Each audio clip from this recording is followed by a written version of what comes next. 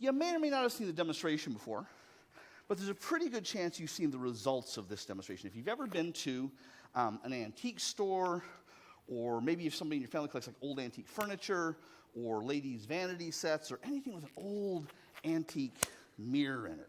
So I guess picture what old antique mirrors look like while I'm setting this up. Now, so I put the gloves on.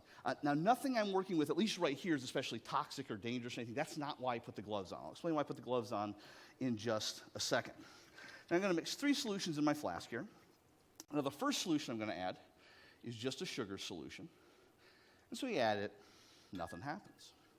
Now, the next one I'm going to add is a silver nitrate solution. Now, if any of you all know anything about old-fashioned black and white photography, you might recall they use various silver salts for developing black and white photographs. So silver bromide, silver nitrate. This is silver nitrate.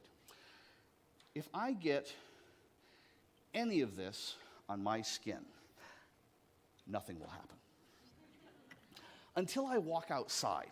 And as soon as the sunlight hits it, wherever I got it on my skin will develop and turn sort of brownish, orangish, purplish, blackish for about a week and a half until the skin wears off.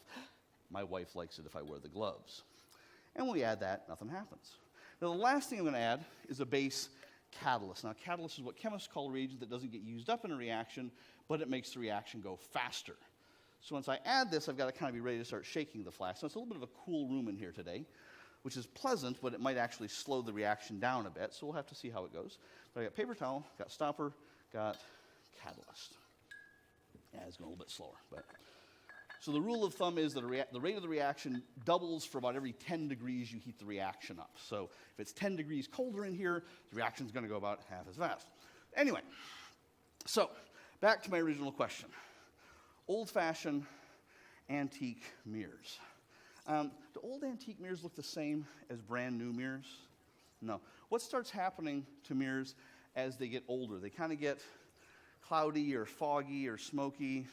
They get tarnished. Well, the way they used to make mirrors, and they still make some mirrors this way, is they would take a sheet of glass and clean it off really, really well, and then plate it with silver metal on the back. And then they would paint over the silver metal with tar or paint or shellac or something to keep the oxygen in the air from getting in and tarnishing the silver. Well, over time, as that tar or paint or shellac wears off, the oxygen gets in anyway and turns the shiny silver metal to black silver oxide.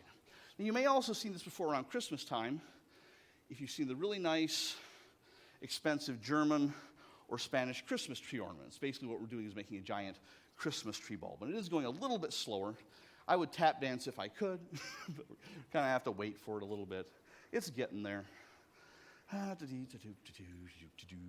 Said, the problem of working in an air-conditioned room.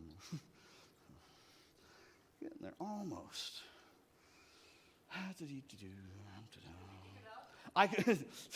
With what?